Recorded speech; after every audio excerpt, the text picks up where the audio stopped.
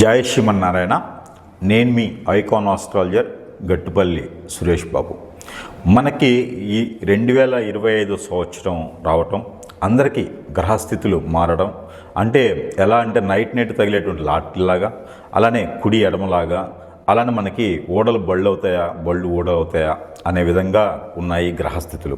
అయితే గత సంవత్సరాల కింద పోల్చుకుంటే కనుక ఆ 7.5 సంవత్సరాలు, 9 సంవత్సరాలు, అలానే ఏలినాటి శనితో బాధిస్తున్నటువంటి చాలామందికి 9 సంవత్సరాలు, అర్ధాష్టమ శని, అష్టమ శనితో బాధపడేటువంటి వాళ్ళు, ఇలా మనకి చూసుకుంటూ వెళ్తే కనుక గ్రహాలు ద్వాదశ రాశుల వాళ్ళు, నక్షత్రాల వాళ్ళు, దశాచ అంతర్దశల వాళ్ళు, అంటే మానవాళి ఇప్పటి వరకు మనం చూసినట్లయితే కనుక ఈ 2025 సంవత్సరం వరకు కూడా ఉన్నటువంటి జీవన శైలి ఏదైతే ఉందో అది మారుతుంది అని చెప్పొచ్చు. గ్రహరీత్యా కావచ్చు, అలానే ప్రకృతి రీత్యా కావచ్చు, అలానే వైపరీత్యాల వల్ల కావచ్చు, ఎలా అయినా సరే మనకి ఏంటంటే గ్రహరీత్యా కొంతవేర మార్పు వస్తున్నది చెప్పొచ్చు. అలానే మనకి ఎవరు ఎన్ని రకాలుగా మనం అనుకున్నా, ఎన్ని రకాలుగా చూసినా కూడా ఒకటి మాత్రం గుర్తుపెట్టుకోవాల్సిందంటే మనం అందరం కూడా భూమి మీద ఉంటున్నాం కాబట్టి ఈ గ్రహాల స్థితిగతులు, ఈ గ్రహాలు అటు ఇటు మారడం వల్ల మనలో ఉన్నటువంటి ఏవైతే ఉన్నాయో రుమ్మతులు కావచ్చు, విజ్ఞానాలు కావచ్చు, విజ్ఞానాలు కావచ్చు, అలానే మనకి ఉన్నటువంటి జాతకరీత్యా కావచ్చు, ఏవైతే ఉన్నాయో ఇవన్నీ కూడా మార్పులు జరిగేసి అదృష్టం వర్ణించవచ్చు. అలానే మనకి ఆ తొలతొలగొచ్చు. ఎలా అంటే ధనధాన్యాలు కూడా తొలదిగేటువంటి అదృష్టం కూడా ఉండొచ్చు. అలానే మనకి ఈ యొక్క 2025 సంవత్సరంలో అంటే ఎన్నో సంవత్సరాలకు ఒక్కసారి ఏర్పడేటువంటి గ్రహ కూటమి ఉన్నది. ఈ గ్రహ కూటమికి వచ్చేసి ఈ 2025 సంవత్సరంలో కూడా మనకి గ్రహ కూటమి ఏర్పడేదానికి అదృష్టం ఉంటుంది. అలానే మనకి పెద్ద పెద్ద గ్రహాలు ఏవైతే ఉన్నాయో అన్నీ ఈక్వల్గా భూమి కన్నా పెద్దవి, భూమి కన్నా చిన్నవి గ్రహాలు చాలా ఉన్నాయి. అందులో మనకి ఈక్వల్గా ఉండేటువంటి గ్రహాలు కొన్ని ఉన్నాయి. దాంట్లో ఒకటి బుధుడు, అలానే శని భగవానుడు, అలానే మనకి రాహువు కేతులు. వీళ్ళందరూ కూడా ఏంటంటే మనకి ఎప్పుడో ఒకసారి సంవత్సరాలకు ఒకసారి, అంటే 18 మాసాలకు ఒకసారి, కొన్ని 8 మాసాలకు ఒకసారి ఇలా మారుతూ ఉంటాడు. మనకి ప్రతి నెల చూసుకున్నట్టయితే కనుక రవి భగవానుడు మారుతూ ఉంటాడు. అలానే మనకి ప్రతి 3 రోజులకు ఒకసారి ఇక చంద్రుడు మారుతూ ఉంటాడనమాట. అలానే మనకి ఈ గ్రహాలు స్థితిగతులు ఏ రాశిలో ఏ గ్రహం ఉండడం వల్ల మంచి జరుగుతుంది, శుభ ఫలితాలు ఉంటాయి, అశుభ ఫలితాలు ఉండడం వల్ల ఏ గ్రహానికి ఏ దోషం కానీ సంబంధించి కానీ పరిహారాలు కానీ దానికి సంబంధించినవి చేసుకోవడం వల్ల మంచి జరుగుతుంది అనేది చూసినట్లయితే కనుక. అయితే ముందుగా మనకి జనానికి చెప్పాల్సిందని ఒక విషయం, ప్రేక్షకులకి చెప్పబోయేది ఏంటంటే ఈ మార్చి మాసంలో 2025 సంవత్సరం ఈ మార్చి నెలలో 29వ తారీఖున సాయంత్రం 4:21 25 అంటే 2025 సంవత్సరం మార్చి 29వ తారీఖు సాయంత్రం 4:21 మనకి ఈ యొక్క ఏదైతే శని భగవానుడు ఉన్నాడో ఈ శని భగవానుడు మీనరాశిలోకి సంభవిస్తాడు, మీనరాశిలోకి రావడం జరుగుతూ ఉందన్నమాట. గత 2.5 సంవత్సరాల తర్వాత మీనరాశిలోకి శని భగవానుడు రావటం, ఆ మీనరాశిలో ఆల్రెడీ రాహువు శుక్రుడు ఉండటం, అలానే వీళ్ళకి మనకి కూటమిగా చూసుకున్నట్టయితే కనుక షష్టగ్రహ కూటమి అంటారు. అలానే మనకి షణ్ముఖ కూటమి అని కూడా అంటారు. అంటే 6 గ్రహాలు ఒకే రాశిలో ఉండడం దాన్నే షణ్ముఖ గ్రహ కూటమి, షష్టగ్రహ కూటమి అని కొంత ప్రాంతీయ భాషలో అయితే షష్టగ్రహ అంటారు, షణ్ముఖ అంటారు.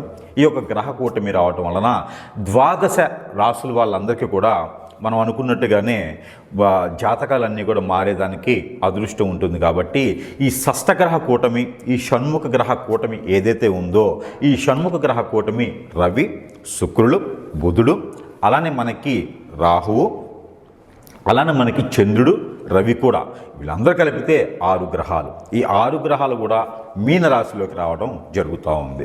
తర్వాత వచ్చేసి పంచగ్రహ కూటమి. ఈ పంచగ్రహ కూటమి వచ్చేసి మనకి 31వ తారీఖు మార్చి నుంచి మొదలవుతుంది. అంటే దాదాపుగా ఈ మార్చి మాసం నుంచి ఏప్రిల్ మాసం మొత్తం కూడా ఈ పంచగ్రహ కూటమి, షణ్ముఖ గ్రహ కూటమి, షష్టగ్రహ కూటమి అని పిలుస్తారన్నమాట. అయితే ఈ కూటమి వల్ల ద్వాదశ రాశుల వాళ్ళకి ఎలా ఉండబోతుంది, వాటి యొక్క పరిమాణం, పరిజ్ఞానం, పరిభాష, పరివ్యాస, అలానే వాటికి ఉన్నటువంటి ఫలితాలు ఎలా ఉన్నాయి అనేది చూసుకొని దాని ప్రకారంగా గ్రహాల వాళ్ళు ఎప్పుడు ఈ మాసంలో పుట్టిన వాళ్ళకి ఎలాంటి గ్రహస్థితి ఉంటుంది, అసలు ఈ మాసంలో ఈ యొక్క మార్చి ఏప్రిల్ మాసంలో పుట్టిన వాళ్ళకి ఎలా ఉండబోతుంది, ఆల్రెడీ పుట్టి ఉన్న వాళ్ళకి గ్రహస్థితి ఎలా ఉంటుంది, అలానే వాళ్ళ ఒక దశ అంతర్దశలు ఎలా పరిగణిస్తాయి, వాటి వల్ల ఎలా ఉండబోతుంది అనేది మనం ఒక్కసారి చూసుకున్నట్టయితే కనుక ఈ ఏదైతే షష్ఠగ్రహ కూటమి, ఈ యొక్క షణ్ముఖ గ్రహ కూటమి ఉందో దీనికి పరిగణనలో తీసుకొని రాసుల పరంగా ఎలా ఉందనేది మనం ఒకసారి చూద్దాము. అయితే మనకి ఈరోజు చూసినట్లయితే కనుక ఏదైతే ఈ షష్ఠగ్రహ కూటమి వల్ల వచ్చేటువంటి ఏదైతే లాభ నష్టాలు, అలానే మనకి ఈ గ్రహస్థితి ప్రకారంగా ఎలా ఉందనే దాని గురించి అయితే కనుక మనం రాసుల ప్రకారంగా తీసుకున్నట్లయితే కనుక ఏదైతే ఈ షష్ఠగ్రహ కూటమి ఉందో ఈ కూటమి నుంచి వచ్చేటువంటి ధనుర్రాశి, అంటే ఈ రాశి వల్ల కూడా ఈ షష్ఠగ్రహ కూటమికి ఉన్నటువంటి ఏదైతే ఉందో దీనికి ఎప్పటి నుంచో బాధిస్తున్నటువంటి శని బాధ కావచ్చు, అలానే గురువు బాధ కావచ్చు, ఈ ధనుసు రాశి వారికి గత కొంతకాలంగా బుధునికి సంబంధించింది, అలానే శని భగవానికి సంబంధించినటువంటి బాధ వల్ల అలానే అప్పుల పాలయ్యేసి ఆర్థిక స్థితిగతులు, జాబ్ వెసులుబాటు లేకుండా ఉన్నారో వీళ్ళందరికీ కూడా ఈ షష్ఠగ్రహ కూటమి ఏదైతే ఉందో మార్చి 29వ తారీఖు ఏర్పడేటువంటి దానిలో వీళ్ళు కూడా పాల్గొంచుకొని ఆ షష్ఠగ్రహ కూటమి రోజున కనుక వీళ్ళు చేయాల్సినటువంటి పనులు ఏవైతే ఉన్నాయో అవి నాన్ వెజ్ తినకుండా ఉంటే చాలా మంచిది ఆ రోజున. అయితే ఈ షష్ఠగ్రహ కూటమి రోజున మీకున్నటువంటి ఏలనాటి శని బాధ, అలానే కుజుదోషం, రాహుకేతు దోషం, అలానే మీకున్నటువంటి శుక్రదోషం అంటే కలత్త దోషం, అలానే గురువు దోషం, ఇలాంటివి ఏమైనా ఉంటే కూడా ఆ దోషాల నివారణ కోసం మనం మార్చి 29వ తారీఖు కనుక మనం చెప్పేటువంటి పరిహారాలు ఏవైతే ఉన్నాయో ఆ చివరి చెప్పిన పరిహారాలు చేసినట్టయితే కనుక మీకు అష్టైశ్వర్య ప్రాప్తి కలిగేదానికి ఆస్కారం ఎక్కువగా ఉంది. అందులోనూ ఈ యొక్క ధనుసు రాశి వారు ఎవరైతే ఉన్నారో వీళ్ళు విదేశాలను కానివ్వండి, అలానే మీకు జాబ్ పరంగా ఎక్కడికైనా వెళ్ళటానికి జాబులు వెసులుబాటు, అలానే జాబ్ మారేందుకు కానివ్వండి, ప్రమోషన్స్ కానివ్వండి వచ్చేందుకు కూడా ఈ గ్రహ కూటమి ఏదైతే ఉందో, ఈ షష్ఠగ్రహ కూటమి ఏదైతే ఉందో ఈ గ్రహ కూటమి రోజున మీరు కనుక చేయాల్సినటువంటి పనులు, మీకు చివరిలో చెప్పినటువంటి పనులు కనుక మీరు చేసినట్లయితే అలాంటిది ఇంకా కూడా మీకు ఆ దేవుని సన్నిధిలో ఉండడం కానివ్వండి, ఇంకా మీరు పరిహారాలు నవగ్రహాలకు పరిహారం చేసినట్లయితే ఇంకా మీకు అదృష్టం ఉండేదానికి ఆస్కారం కనిపిస్తూ ఉంది. అయితే ఈ ధనుసు రాశి వారు ముఖ్యంగా చెప్పాల్సిందంటే గత 5-6 సంవత్సరాల నుంచి కనుక కోర్టు వ్యవహారాల్లో బాధపడే వాళ్ళు ఎవరైనా ఉంటే కనుక, అలానే ఇబ్బందులు పడి ఆడవాళ్ళ చేతి నుంచి మగవాళ్ళు కానీ, మగవాళ్ళ చేతి నుంచి ఆడవాళ్ళు కానీ ఇబ్బంది పడినట్టు కనుక ఎవరైనా ఉంటే, అంటే స్త్రీ పురుషులు భయాందులకు వెళ్ళేటానికి ఎవరైనా ఉంటే కనుక వాళ్ళకు కూడా కొంతమేర వెసులుబాటు కనిపించేలా ఉంది. అలానే కోర్టు వ్యవహారాల్లో ఎవరైనా చొక్కెదురుగా ఉండి ఎవరైనా డబ్బులు అయిపోయేసి ఫైనాన్షియల్ కోర్టు వ్యవహారాల్లో కానివ్వండి, అలానే భార్యాభర్తల మధ్య ఎడబాటు విడాకుల కోసం కోర్టు వ్యవహారాలు ఉన్న వాళ్ళకు కూడా ఈ యొక్క ఏదైతే షష్ఠగ్రహ కూటమి ఉందో ఈ కూటమి సందర్భంగా మీకు ఆ కోర్టులో ఉన్నటువంటి వ్యవహారం కూడా తీరిపోయేసి మీకు సానుకూలంగా వచ్చేదానికి ఆస్కారం ఉంది. ఏదైతే ధనుస్సు రాశిలో ఉన్నారో వాళ్ళకి సానుకూలంగా వచ్చేదానికి ఆస్కారం కనిపిస్తూ ఉంది. అయితే ఈ షష్ఠగ్రహ కూటమి ధనుస్సు రాశి వారికి అదృష్టాన్ని తీసుకొస్తుందని చెప్పొచ్చు. ఎలాంటి అదృష్టం అంటే మీరు ఎప్పటి నుంచో ఎదురు చూస్తున్నటువంటి డాక్టర్ కోర్సెస్ కానీ, ఇంజనీరింగ్ కోర్సెస్ కానీ పూర్తయ్యి మంచి గవర్నమెంట్ జాబ్ కానీ, ప్రైవేట్ జాబ్స్ కానీ జాబ్స్లో సెటిల్బాటు చేసి మీకు ఆస్తులు ఏదన్నా పూర్వీకుల ఆస్తులు కలిసి రావడం కానీ కూడా మీకు కలిసి వచ్చేలా ఉంది. కాబట్టి ఈ మేర ఈ ప్రయత్నాలు చేసుకుంటూ మీరు అలానే మీకు ఏదైతే చివరిలో చెప్పిన పరిహారాలు ఉన్నాయో ఈ షష్ఠగ్రహ కూటమి మార్చి 29వ తారీఖున వస్తుంది. కాబట్టి ఈ రోజున మీరు ఈ పరిహారాలు చేసుకున్నట్లయితే కనుక ఈ ధనుసు రాశి వారందరికీ కూడా చాలా బాగుండేలా ఉంటుంది. కాబట్టి ఆ మేర అందరూ కూడా ధనుసు రాశి వారు అందరూ కూడా అదృష్టవంతులు అవ్వాలి. అలానే చిన్నపాటి ప్రయత్నాలు కూడా చేసేసేయండి, పరిహారాలు కూడా చేసుకోండి, చాలా బాగుంటుంది. అయితే మనకి ఏదైతే షష్ఠగ్రహ కూటమి, అలానే మనకి పంచగ్రహ కూటమి, అలానే షణ్ముఖ గ్రహ కూటమి ఏదైతే ఉందో ఈ మార్చి 29 నుంచి మొదలైనటువంటి కూటమిస్ ఏవైతే ఉన్నాయో దీనికి సంబంధించినటువంటి ఈ రాశి వారు ఖచ్చితంగా కనుక మనకి ఈ యొక్క పరిహారం చేసుకున్నట్లయితే అందరూ కూడా అదృష్టం కలిసి వస్తుందని చెప్పొచ్చు. అందులో పరిహార నిమిత్తంగా ఏంటంటే ఈ రాశి వారు తప్పకుండా పాటించాల్సిన పరిహారం ఏదైతే ఉందో కొబ్బరికాయలు, నారికేళం అంటారు.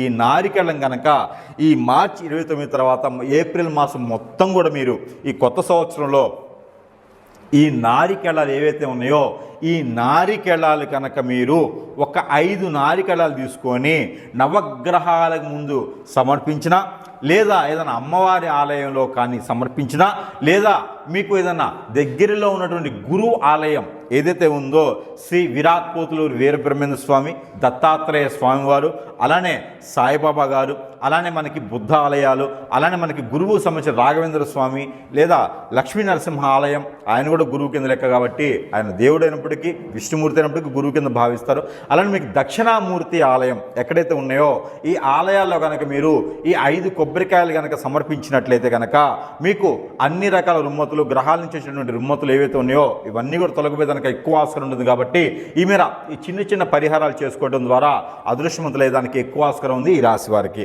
మరో పరిహారం ఏంటంటే ఈ రాశి వారు ఎవరైతే ఉన్నారో ఈ రాశి వారికి మరీ ఇంకా అదృష్టం రావాలి అనుకుంటే కనుక మీకు ఏదైనా గోధుమ రవ్వతో కానీ గోధుమలతో కానీ అలానే మైదా పిండి గోధుమ పిండితో చేసేటువంటి పిండి వంటకం తీపి ఏదైతే ఉందో స్వీట్ రకం హల్వా కానివ్వండి, కేసర కానివ్వండి, ఉప్మాలో బెల్లం వేయటం కానివ్వండి, ఇంకా ఏదైనా మీకు తెలిసినటువంటి వంటలు ఏదైతే ఉన్నాయో మీ ప్రకృతి రీత్యా గ్రహాలన్నీ అందుబాటులో మీకు సానుకూలంగా ఉండేసి శుభదృష్టి కలిగించేందుకు మీరు ఏదైనా ఈ యొక్క గోధుమ దాంతో చేసేటువంటి పిండి పదార్థాలు ఏవైతే ఉన్నాయో వీటిని నైవేద్య రూపంగా మీకు దేవుని మందిరంలో పెట్టుకోవచ్చు. అలానే ఏదైనా అమ్మవారి ఆలయంలో కనుక సమర్పించినట్టయితే కనుక మీకు ఖచ్చితంగా గ్రహాల నుంచి ఉన్నటువంటి దోషాలన్నీ కూడా తొలగిపోయేదానికి ఎక్కువ ఆస్కారం ఉంటుంది. కాబట్టి ఆ మేర ప్రయత్నం చేసేసి మీరందరూ కూడా ఈ గోధుమ పదార్థాలతో చేసినటువంటి ఏవైతే పిండి వంటలు తీపి పదార్థాలు ఉన్నాయో ఇవన్నీ కూడా నైవేద్యం మీ ఇంట్లో పెట్టుకున్నా లేదా ఏదైనా అమ్మవారి ఆలయంలో పెట్టేసి నైవేద్యం పెట్టేసి ఆ నైవేద్యాన్ని